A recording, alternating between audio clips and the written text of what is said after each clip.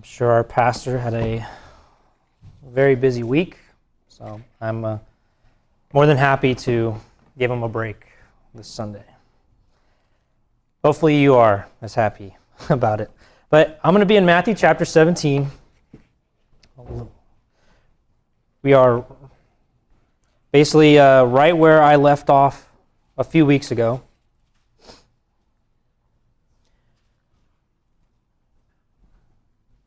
Matthew chapter 17, the text we'll be reading is from verse 14 through 23.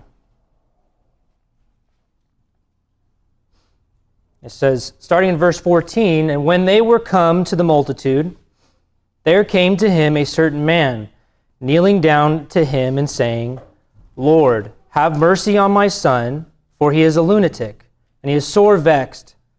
For oftentimes he falleth into the fire, and oft into the water. And I brought him to thy disciples, and they could not cure him. Then Jesus answered and said, O faithless and perverse generation, how long shall I be with you? How long shall I suffer you? Bring him hither to me. And Jesus rebuked the devil, and he departed out of him. And the child was cured from that very hour. Then came to his disciples to Jesus apart and said, Why could not we cast him out? And Jesus said unto them, Because of your unbelief. For verily I say unto you, if ye have faith as a grain of mustard seed, ye shall say unto this mountain, Remove hence to yonder place, and it shall remove, and nothing shall be impossible unto you. Howbeit this kind goeth not out but by prayer and fasting. And while they abode in Galilee, Jesus said unto them, The Son of Man shall be betrayed to the hands of men, and they shall kill him, and the third day he shall be raised again. And they were exceedingly sorrowful." And so we're taking place right after the Mount of Transfiguration, right? Last time I preached, we talked about how Jesus brought Peter and James up to the mount, up to a mountain, away from everybody else. And Peter and James both woke up to the sight of Jesus in his glory, right? He was shining, and he was speaking to Moses and Elijah, right? They saw this vision of Jesus before them, and it didn't last too long. It was very quick, and at the same time, they heard the voice of God saying, This is my beloved Son, in whom I am well pleased, right? So they got to witness a very special event. And so shortly after, they head back down for the mountain, right? It was quick, it went away, and as fast as they saw it, went. And so as they returned to the other disciples waiting for them at the bottom of the mountain, Matthew says that they showed up and they came to the multitudes, but Mark also includes his disciples and the scribes. So there were different groups of people there. And when they all saw Jesus, people ran to him and greeted him. And I would assume it would have been the disciples and the multitudes who were amazed and excited to see Jesus, and not so much the scribes, right? From here on out, if you hear me mention any kind of details that are not really spoken in Matthew, and if I don't reference it, just know that I'm including Mark's and Luke's account. But if you like to look at it yourselves, you can find that in Mark chapter 9 and Luke chapter 9. But so as Jesus is returning, there was something going on before he got there, and that's included in Mark, right? He didn't just show up and the man came running up to him. It wasn't that everybody was just waiting there patiently for Jesus. Instead, it was kind of a circus. In Mark's account, we see something else going on. Jesus comes back to the disciples, surrounded by the multitude and being questioned by the scribes. And Jesus asked the question in Mark chapter 9, verse 16, and he asked the scribes, What question ye with them? So there was a debate going on, right? The scribes are there doing what they do best, and that is to try to discredit Jesus and his disciples. Basically, he's asking, what are you challenging them with now? And we get the hint with what happens next. We get a hint of perhaps what they were debating about. And before Jesus can answer, a man from the multitude interrupts. Verse 14 through 15, it says, "And when they had come to the multitude, a man came to him, kneeling down to him and saying, 'Lord, have mercy on my son, for he is an epileptic and suffers severely. And for he often falls into the fire and often into the water. And so I brought him to your disciples, but they could not cure him.'" So what we see here is a father who lacked faith, as we will see in the evidence in Jesus' response to him. Keep that in mind, that the disciples also failed to cast out this demon, and the scribes continued to run a campaign against Jesus and his disciples. So at this point in time, they're probably using the disciples' failure to discredit them and their master. Say, look, his disciples cannot cast out this demon. They don't have any authority. And as Jesus is witnessing the failures of all three parties, we see the lack of competence surrounding him. You know, he just, Peter and James witnessed this awesome thing, and then come back down and there's a circus going on down the hill. Kind of reminds me of something very similar, right? What do we see with Moses? Every time he goes up to the mountain, he returns to the people being foolish, right? He went up to the mountain once, and then they came and they basically built this golden calf that they worshiped. And how many times does God say, you could tell with his words that he's very annoyed and frustrated. And I think this is a very similar thing, except switch Moses with Jesus, right? Jesus went up to the mountain and he talked to Moses. And this is a very eerie, or at least very similar circumstance. Something that seems to be a callback. So he sees the lack of competence surrounding him. He's returning to a dysfunctional people and chaos coming from all different angles. And even he is frustrated. At least he expresses it in his disappointment, right? In verse 17, "And Jesus answered, 'O faithless and perverse generation, how long shall I be with you? How long shall I suffer you?'" Right? It's a pretty harsh thing for Jesus to say, right? This isn't, for some, hearing the way Jesus is speaking may surprise them, right? Some people go, well, that's not the Jesus I've heard of, right? It sounds like he's being impatient. Sounds like he's frustrated. Doesn't sound like the Jesus who's always smiling and singing Kumbaya. But maybe this is pretty much a reality check, right? That God is not always this super excited guy for no matter what circumstance and no matter what is going on. That the all-loving God doesn't tolerate everything, right? He loves the world, but he doesn't tolerate everything that they do. Just because God loves us does not mean he never gets disappointed. In fact, he loves us, but he hates sin. In this case, we're not seeing something that is an obvious and disgusting sin, right? That we have listed in the Ten Commandments, right? Nothing that is outright outlandish, but Jesus isn't upset because people around him are being degenerates. He's frustrated with their lack of faith, right? He's disgusted with their lack of faith. And yet, yes, he is not happy with the people breaking 10 commandments, but he is also not happy with people's lack of faith. And as a side note, some people view grace, right, as a license to sin. They see it as, oh, I can do whatever I want and God's going to love me no matter what. Right? That, unfortunately, they view it that way, in which they have no incentive to improve their behavior, right? There's no reason to be more righteous. There's no reason to get away from sin. They lack the urgency to transform their lives from living in sin to living in righteousness, and instead, they live like the world, thinking they're good with God. Right? Those are the people who all they see is a loving, patient Jesus who's going to love them no matter how badly they behave.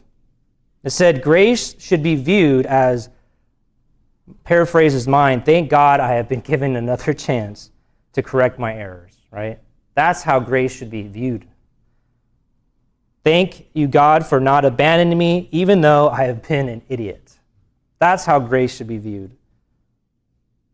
When you look at God's grace with humility, you are more likely to see it as an opportunity to change. Unfortunately, a lot of people live their lives like they're entitled to God's grace, when in reality, we are blessed to have it. Even though it's not luck, we should definitely feel lucky, right, that we have God's grace. So now you can imagine Jesus seeing the immaturity all around him and know that he was showing them grace, right? Though he was frustrated, he continues on the will of God. In spite of their lack of faith, he continued to tolerate them. And even though he expresses his frustration, he says, bring him to me, right? Okay, come on. Let's take care of this situation. Let's get going. In Mark chapter 9, verse 20, he says, and they brought him unto him, and when they saw him, straightway the spirit tear him. And he fell on the ground and wallowed, foaming. And he asked his father, how long is it ago since this came unto him? And he said, of a child. So you can imagine that out of desperation, the father of the child seeks out Jesus to help him, right? He's something we need to think about in this situation is the severity of it, right? All the situations that have been brought up, all the demon possessions, all the people with sicknesses, they're all desperate. But you can imagine a father who has dealing with this situation for years, right? Years on end. Thus, the reason for the father's urgency. The boy, according to Matthew, suffers from epilepsy, which, reading the rest of it, we know is caused by a demon. This is something in particular that is not just a sickness. This is something being caused by a spirit. And according to Matthew, causes him to fall into the fire and into the water.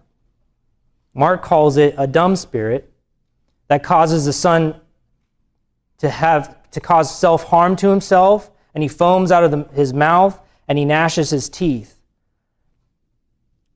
That he had been suffering this demon for years. Imagine the toll it has taken on the father, right? This is not more or less more about the father than really it is of the child, spiritually speaking, right? This is the what is being highlighted is the father in this case. But the energy and time required, as you can imagine, day in and day out, rescuing your child from jumping into a fire or even just putting out the fire that he's been engulfed in. I can't imagine being on high alert 24/7 because your son is doing this to himself. You're trying to restrain him constantly, fighting against this spirit from causing harm to your child. My 1.5-year-old son, since he could crawl, walk, and climb, has me on high alert anytime I'm around him, right? If he's in the room, I'm looking at him at the corner of my eye, and sometimes if I take 1 second off my eyes off of him, he could be on top of this TV, That's what it feels like to me. While he's trying to have fun, I'm trying to not have a heart attack. But this situation, my situation, pales into comparison of this father, right? My son's not trying to cause harm to himself, at least not intentionally. This man doesn't have a modern-day hospital. He doesn't have a modern-day caregiver. He doesn't have any kind of resources. People don't want to be around you or your son when he's going crazy like this. Accusations probably made about his spiritual life. Years of exhaustion, right? This is probably something that causes him to be almost an insomniac, right? Suffer from fatigue and tiredness and also anxiety. But finally, Jesus arrives into his town. And regardless of what he believes about Jesus, he's part of the multitude. He's not specified on where he stands, but he is desperate. That's all we know, right? He is a desperate man. But he does show reverence, right? He calls Jesus Lord, and he seeks grace for his son. And as the son is brought to Jesus, the demon responds to the presence of Jesus by causing another epileptic episode.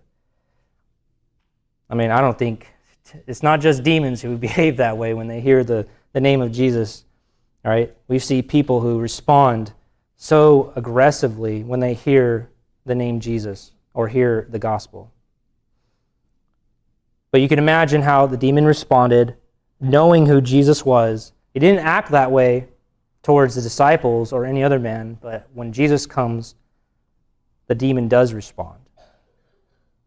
And while Matthew 17, verse 18 says, Jesus rebuked the demon, and it came out of him, and the child was cured from that very hour. Before that, Mark records a very important dialogue between the Father and Jesus, just before this demon is casted out, right? Right before Mark 9, verse 22, halfway through the verse, but if thou canst do anything, have compassion on us and help us. I want you to think about a very important word in his statement.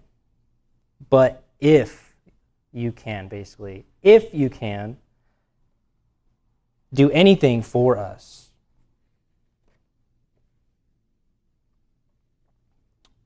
So where we've seen others be healed before this, all the stories of anybody who had been healed or, absolved of their demon or any kind of other miracle that's been before this, almost every person comes to Jesus with a pretty good confidence, right? They identify him as the Son of God. They know that he has the ability to do this. They don't say, if you can. They basically say, we know you can. But this father, in this case, says, if you can, I don't know. He's just desperate. That's all we know about him. He says, if. The father in this case is just crossing his fingers, hoping this Jesus thing works.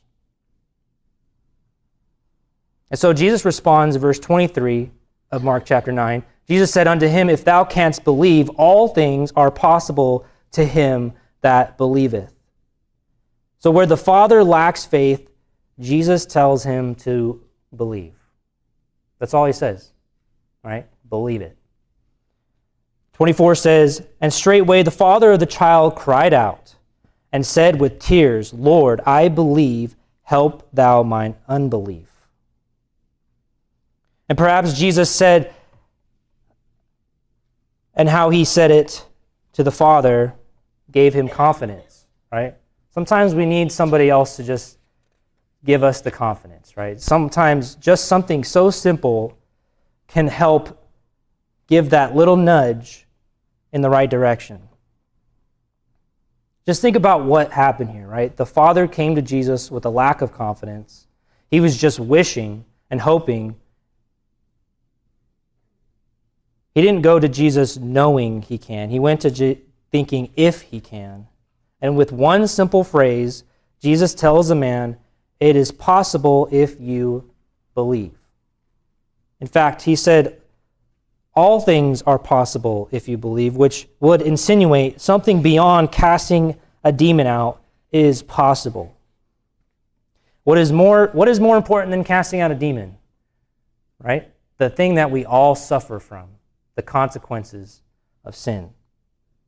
What do all of Jesus' miracles point to? Since he has the power no other man has, in fact, he has the power only God has, he commands demons, sickness, and even the weather to obey him. He has power over death, and what is more important than casting out a demon is that he has the power to forgive sins. A lot of people look at these miracles and that's all they see. And not only do they point to the authority of Christ being God in the flesh, they point to the pictures of sinners needing salvation. That Jesus is the only one that can provide that. That those who place their faith in Jesus Christ are saved from the consequences of sin. The reason why we all suffer and die. So the Father in this account is a testimony. A man who was desperate sought out Jesus, not really sure of who or what he was taking his son to, but Jesus simply tells him to believe. And he does believe.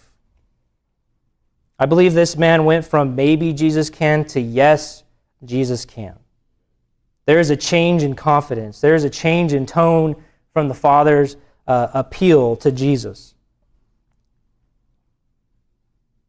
Just as a side note, it doesn't always require a strategy to speak to someone about being saved, right? There isn't this apologetic attempt to formulate the right words and pick out the right story just to appeal to somebody's logic. Combine the right evidence or the verses to get that light bulb on in someone's head. All Jesus says is believe. He didn't quote scripture. He didn't do anything beyond other than saying believe. It wasn't a lot, right? Not only we who share the gospel may complicate things, people trying to believe make it complicated. And Jesus tells him to believe. It reminds me of the one and only time I kind of felt like there was a chance God used me to lead someone into Christ. In no way do I give myself any credit. I felt like I was just put there, right? Just like, here, and just say this one simple thing, right? I was trained for this. There was no seminary, giving me this means to persuade somebody. It was just kind of like, it just happened, right? It almost felt like I just pretty much did nothing. But it's a story that reminds me of this situation. Because I really didn't do anything, and it happened so fast. It's just the closest situation I've experienced that relates to this. It happened when I was 15 years old, right? I was at church camp, which everyone just returned from last week. And there was this boy in my cabin. And I remember after one of the sermons, one night after I went to take my Bible back to my cabin, this boy was walking back to the cabin crying, right? So, simple thing is to do is to say, hey, what's going on?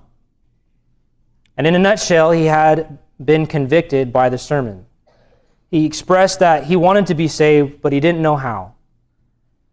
It kind of caught me off guard. I didn't know what to say. I'm 15. I'm not, wasn't super, intelligent. But all I did was give him my testimony in a nutshell, right? I gave him probably a 30-second testimony. It wasn't very long. Got to the point. And then I told him, go pray and put your faith in him. I basically, I don't know word for word. I don't remember everything I said, but I just basically said, you just got to believe. That's all I said. Nothing crazy, nothing too impressive.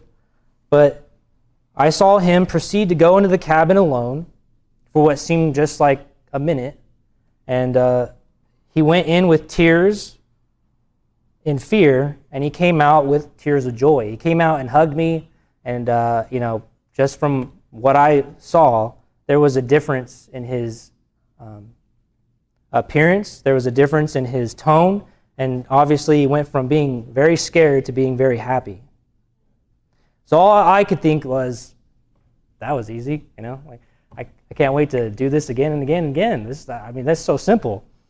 But let me tell you, it never happened again to me.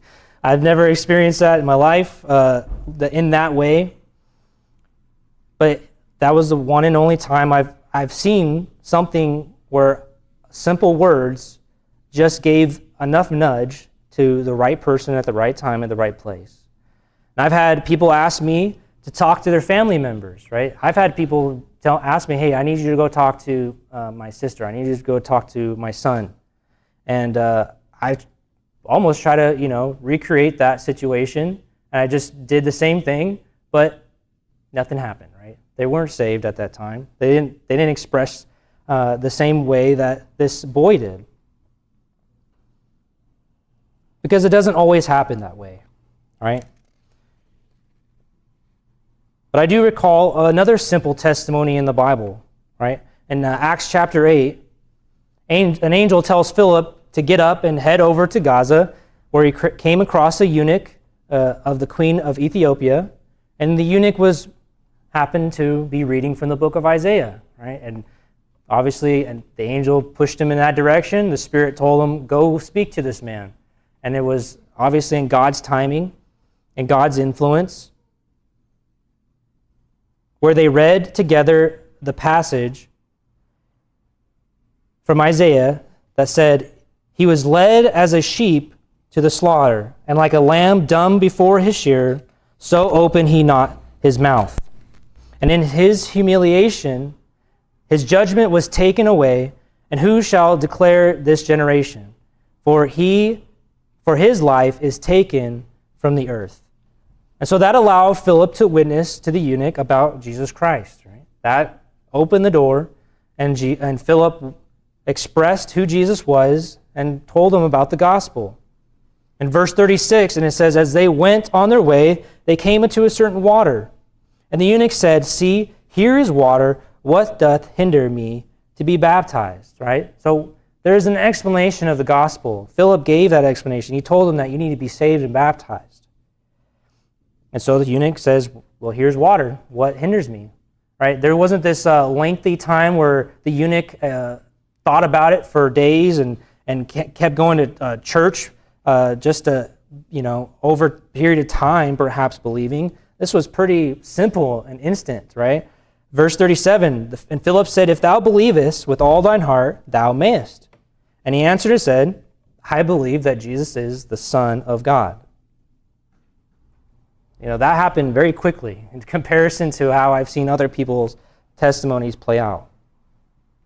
Philip baptized him right then and there, and it was simple, right? What did Philip tell him, essentially? Believe. And the Ethiopian eunuch believed.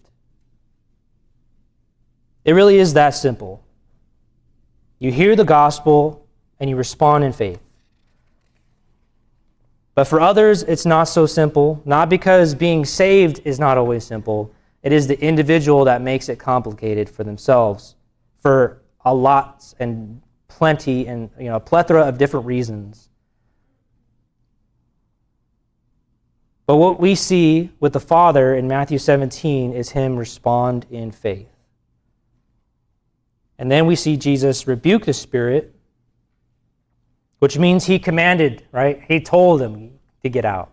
You see, in the past, we've talked about how the Pharisees and Sadducees practice quote-unquote exorcism, right? There was a sect of Jews that would quote-unquote practice exorcism. But in their situation, just like you kind of see it in the movies, there's this ritual going on, and there's these seances and whatnot to try to attempt to get demons out of people, right?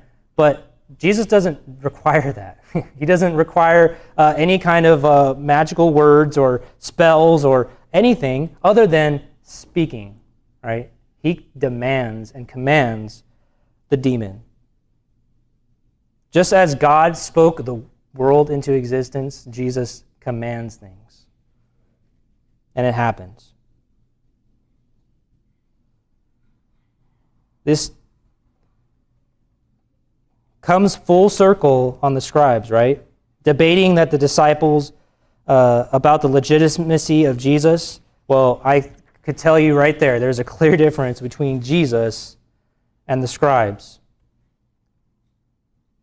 Their attempts to exorcise demons, they probably failed just like they also could not cast out this demon.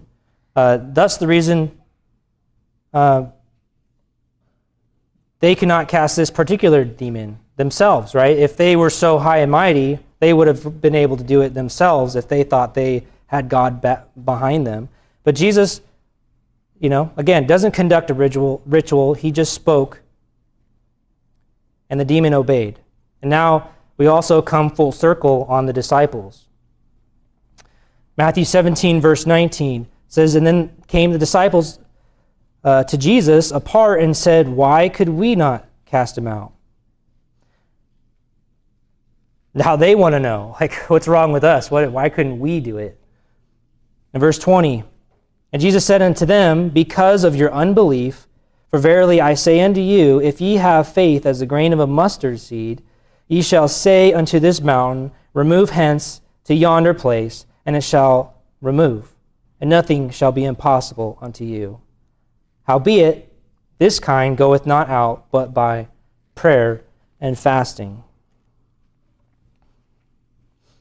Now there's been whole sermons dedicated just to those two verses, but I want to kind of just focus on the big picture, right? The spiritual connection with the Father, and also with the faith of those who are there, right? Every party mentioned has a problem with faith, including the disciples.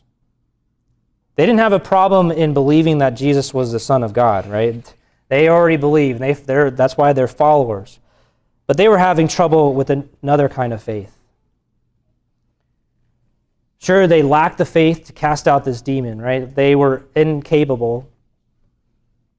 He essentially saying it doesn't require a full 100% faith. That's why he says you just need the faith of a mustard seed. A mustard seed is very, very tiny.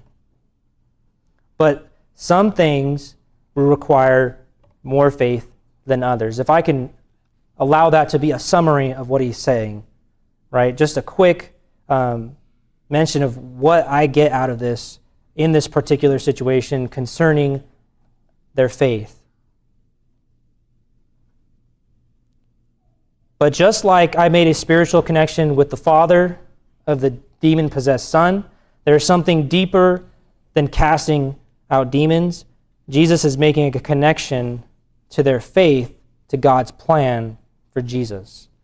Because once again, Jesus talks about the way he's going to die. Verse 22, "And while they abode in Galilee, Jesus said unto them, The Son of Man shall be betrayed into the hands of men, and they shall kill him, and the third day he shall be raised again. And they were exceeding sorry." This is the third time Jesus has mentioned the way he's going to die in the last 2 chapters alone, right? 3 times. I don't think Matthew including this right after this incident is an accident. It's purposely there. You think of this story of the demon and everything going on in this story, and then Jesus mentioning this, it's on purpose, right? It's after talking to the disciples, there's a purpose and a point to why Jesus mentions this a 3rd time. The first time, Peter doesn't think Jesus, the Son of God, should have to die in that manner, right? He tries to intervene in Jesus' idea of going on to the cross and dying. The second time, Peter is unsure how to explain the timeline to the Pharisees or the scribes in case it comes up in a debate. And now he talks about it after having a lesson in believing and faith. So they were struggling to have faith in God's plan, right? They were having a hard time having faith in that what Jesus was going to do was what he had to do. So I think the simple message of today is that no matter where you are in life, if you want to be saved, just believe that Jesus died for your sins. Knowing that if you put your faith in him, you will be saved. It's not if you'll be saved, but you will be saved. And if you are saved, but are having doubt in God's plan, as vague as that sounds, I think the answer is just believe, right? To have faith. Don't go to Christ thinking if he will save you. Go to Christ knowing he will save you. Go to him in confidence. With that, let's go ahead and stand for a song of invitation.